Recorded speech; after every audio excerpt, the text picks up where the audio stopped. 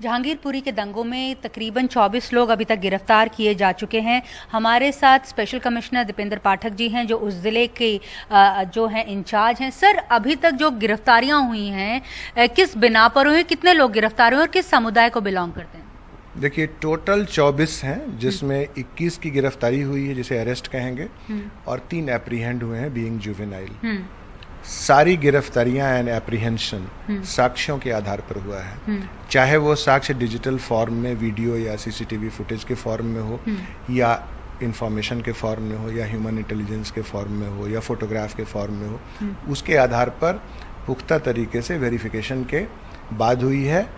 और लगभग चाहे वो वीडियोस में या फोटोग्राफ्स में जो लोग रिवॉल्वर के साथ या वेपन के साथ या तलवार के साथ जनरली दिखे हैं, जो भी मेजर हैं, वो सारे के सारे गिरफ्तार किए गए हैं। और समुदाय को इस बुझते हैं 24 घंटे के अंदर। हाँ, और किस कम्युनिटी को बिलोंग करते हैं? देखिए, दोनों पक्ष के लोग हैं, दोनों पक्ष के लोग हैं। दिल्ली पुलिस ने बहुत ही प्रोफेशनल और फेयर तरीके से और रोबस्ट तरीके से एक्शन लिया है। जो जुवेनाइल्स अरेस्ट हुए हैं सर, उनको लेकर भी थोड़ी सी, एक जुवेनाइल को लेकर थोड़ी सी कंट्रोवर्सी स्टार्ट हो गई है, हाई कोर्ट में पिटीशन चली गई है। उनका रोल क्या रहा है और इसके बारे में आप क्या कहेंगे, उसकी एज को लेकर? देखिए, जो रिवॉल्वर्स के साथ जो गोली चलाने वाला जो का एलिगेशन आया था, और उसमें जो भी प्रक्रिया होती है, जो भी प्रोसीड्योर होता है, उसको हम लोग फॉलो कर रहे हैं। इमीडिएटली जैसे कोई गिरफ्तार के या किसी को एप्रीहेंड पकड़ के हम जब लाते हैं, तब उसके बाद पूछताछ करते हैं। तो हमने पूछा, उस समय में जो एज बताया, जो हॉस्पिटल में जब गया है तो डॉक्टर को जो एज बताया, उससे पहले जब पुलिस रिमांड के लिए कोर्ट में जब गया है तो वहाँ पर भी ये बात नहीं रेज की गई। बाद में कोई डॉक्यूमेंट्स या कोई चीज़ लाया गया है तो उसके बाद जो ड्यू प्रोसीजर है उसको हम लोगों ने फॉलो किया है। तो अभी जो एक हिंदू जो थर्ड प्रोसेशन था, उसे लेकर भी काफ़ी सवाल उठाए जा रहे हैं। जिसको आपने पूछताछ के लिए बुलाया था, वो कह रहे थे कि ये एक सोची समझी साजिश है, क्योंकि ऊपर इतने पत्थर जो हैं वो कोई इकट्ठा नहीं कर सकता। इस तरह के वो एलिगेशंस लगा रहे हैं। देखिए, पुलिस का बड़ा फोकस्ड रोल है।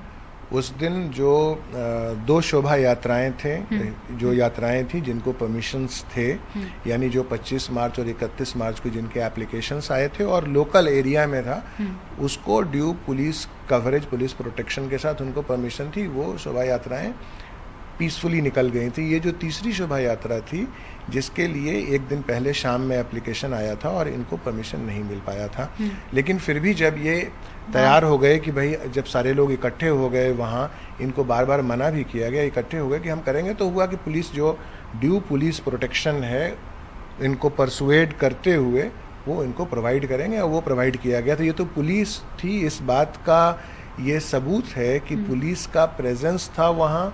और जैसे ही ये वर्बल ऑल्टरकेशन, फिजिकल ऑल्टरकेशन और फिर पत्थरबाजी शुरू हुई है, तो पुलिस इमीडिएटली वॉल की तरह बीच में खड़ी रही और इन दोनों को आमने सामने गुत्थम गुत्था नहीं होने दिया।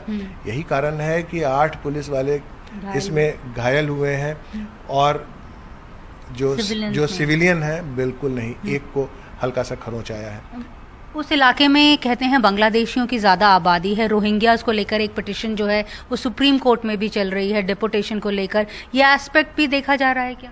देखिए, जो भी बातें सामने आ रही हैं किसी भी तरह का, उसका हम लोग प्रोफेशनल पेशेवर तरीके से उसकी जांच कर रहे हैं, उसका हम आकलन कर रहे हैं, और उसको हम उस रिकॉर्ड को लेकर उस पर हम आगे की कार्रवाई भी कर रहे हैं। सर, अब जैसे ईद आ रही है और उस दिन अक्षय तृतीया भी है, तो अरेंजमेंट्स, क्योंकि ये काफ़ी सेंसिटिव एरिया है, दिल्ली के ये जितने भी नॉर्थ ईस्ट और ईस्ट, वो सारे आप ही के इलाके में आते हैं, तो क्या अरेंजमेंट्स किए जा रहे हैं स्पेसिफिकली इन एरियाज़ को लेकर? देखिए, एडिक्वेट सिक्योरिटी अरेंजमेंट रहेगा यहाँ पर। चूंकि सेंसिटिव सा माहौल बन गया था, तो यहाँ भी हमने 6 सेक्टर लगाकर जो पुख्ता ज़्यादा नंबर ऑफ पुलिस फोर्स और सीनियर ऑफिसर्स को भी सेक्टर वाइज में डालकर वहाँ पर शांति व्यवस्था, और ताकि वातावरण सौहार्दपूर्ण रहे, अच्छा रहे, ये हम लोग मेंटेन कर रहे हैं। और इसके साथ ही जैसे पीस मार्च है या जो पीस कमेटी, अमन कमिटीज़ होती हैं, उनके साथ मीटिंग, जो भाई कम्युनिटी में सब लोग तो ख़राब है नहीं, तो जो सब लोगों से बातचीत करना, दोनों तरह, दोनों कम्युनिटी के लोगों के साथ एक स्टेट ऑफ कम्युनिकेशन में है, उनको बुलाकर मीटिंग्स कर रहे हैं और उनसे रिक्वेस्ट कर रहे हैं कि जो शांति व्यवस्था है हर हालत में कायम रहे, कानून अपने हाथ में कोई भी न ले, या कोई ऐसा असामाजिक तत्व कुछ इस तरह की घटना करने की मंशा कर रहा है या सोच रहा है, तो उसमें कानून का भय हो।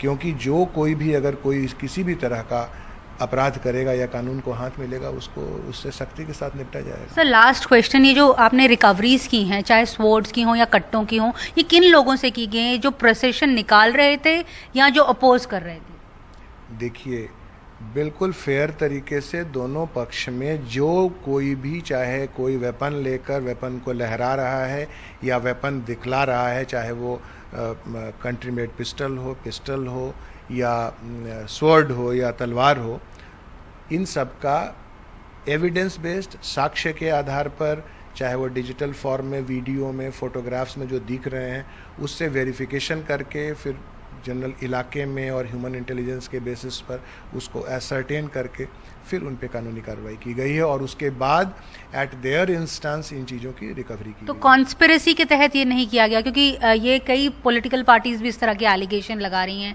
कि कॉन्स्पिरेसी थी, पहले से इकट्ठा किया गया था सामान।